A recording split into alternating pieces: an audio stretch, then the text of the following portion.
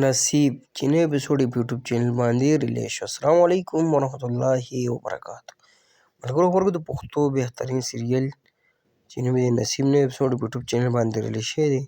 په کوم چینل باندې ریلیز شوی، کوم سټار کاست پکې شامل دي، ټول اپډیټ د سره ملګرو په دې ویډیو کې شیر کوو. ټول نه مخکې دا ویډیو خامخا خپل ملګرو سره شیر کړئ او لایک کړئ.